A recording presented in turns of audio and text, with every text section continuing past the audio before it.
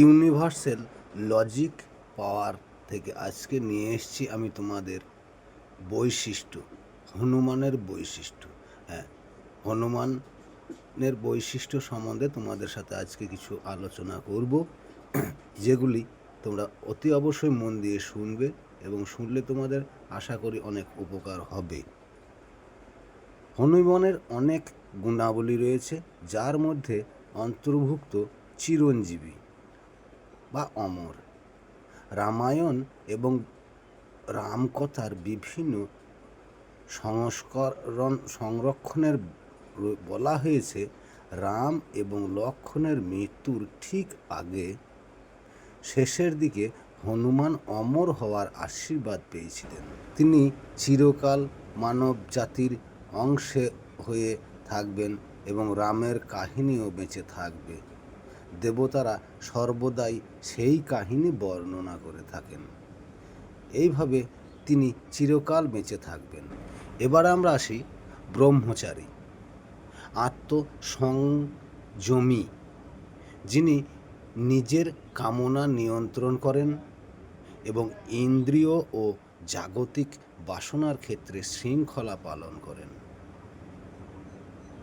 কুরূপ এবং সুন্দর, হিন্দু ধর্মে গ্রন্থে তার বাহ্যিকভাবে কুরূপ কুৎসিত, কিন্তু অন্তরে স্বর্গীয় সুন্দর হিসাবে বর্ণনা করা হয়েছে।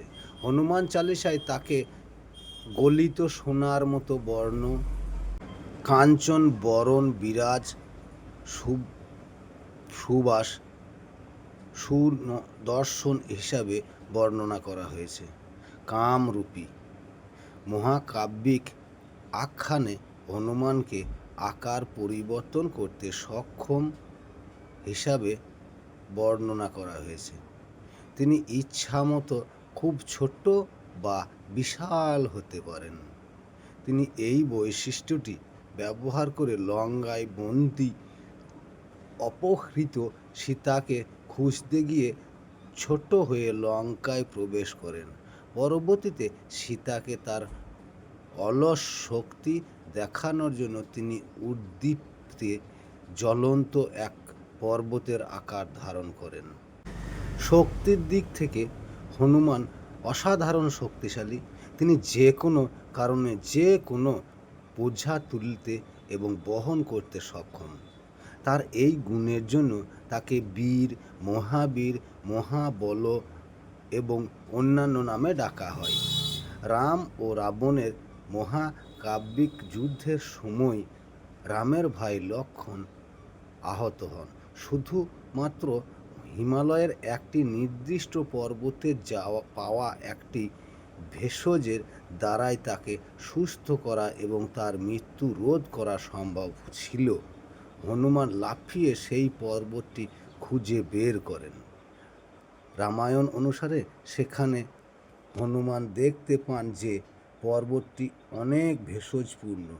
তিনি বুঝতে পারছিলেন না কোনটি নেবেন, তাই তিনি পুরো হিমালয় পর্বতটি তুলে নিয়ে লক্ষ্মণের জন্য ভারত জুড়ে লঙ্কায় বয়ে নিয়ে যান। এইভাবে তার অসীম শক্তি লক্ষ্মণকে তার ক্ষত থেকে সেরে উঠতে সাহায্য করে। এই বিবরণটি সেই জনপ্রিয় প্রতিমাগুলো ভিত্তি, যেখানে তাকে উঠতে এবং হাতের তালুতে একটি পর্বত বহন করতে দেখানো হয়। উদ্ভাবনী হনুমানকে এমন একজন হিসাবে বর্ণনা করা হয়েছে, যিনি ক্রমাগত খুব কঠিন প্রতিকূলতার সম্মুখীন হন, যেখানে প্রতিক্ষণ এবং পরিস্থিতি তার লক্ষ্যের নিশ্চিত পরাজয় এবং তার অস্তিত্বেই হুমকির মুখে ফেলে দেয়। তবুও তিনি প্রতিকূলতাকে নিজের অনুকূলে আনার জন্য একটি উদ্ভাবনী উপায় খুঁজে বের করেন। উদাহরণস্বরূপ, সীতাকে খুঁজে পাওয়ার পর রামের বার্তা পৌঁছে দেওয়ার পর এবং তাকে বোঝানোর পর যে তিনি রামের আসল দূত, তিনি কারাগারের রক্ষীদের হাতে ধরা পড়েন। তারা হনুমানকে গ্রেপ্তার করে এবং রাবণের আদেশে তাকে একটি প্রকাশ্য মৃত্যুদণ্ড কার্যকরের জন্য নিয়ে যান, যেখানে রাবণের রক্ষীরা তার লেজে তেল মাখানো কাপড় বেঁধে আগুন ধরিয়ে দিয়ে তার উপর নির্যাতন শুরু করে। এরপর হনুমান এক প্রাসাদের ছাদ থেকে অন্য প্রাসাদের ছাদে লাফিয়ে যান এবং এই প্রতিক্রিয়ায় সব কিছু পুড়িয়ে দেন। হ্যাঁ, এবার আসি ভক্তি।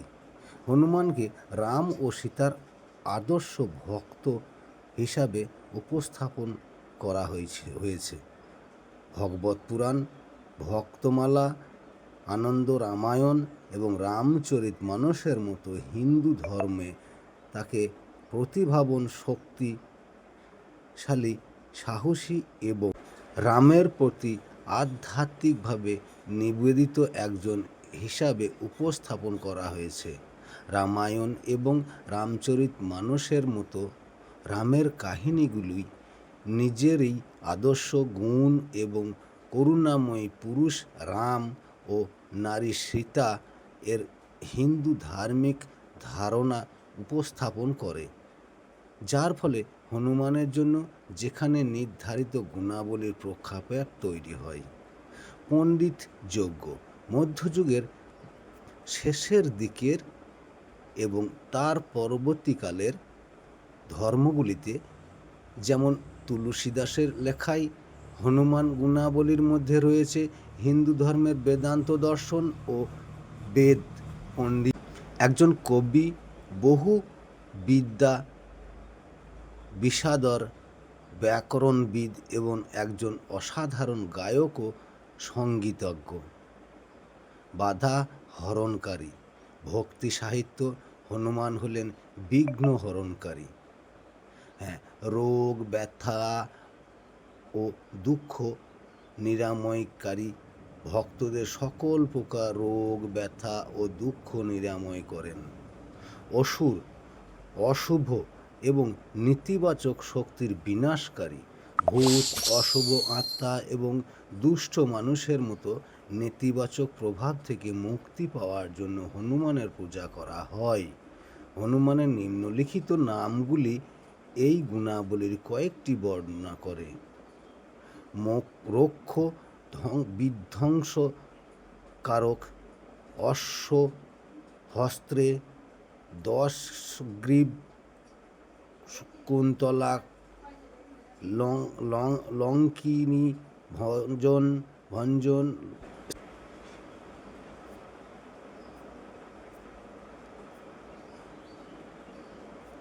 কালমেনী প্রমথন।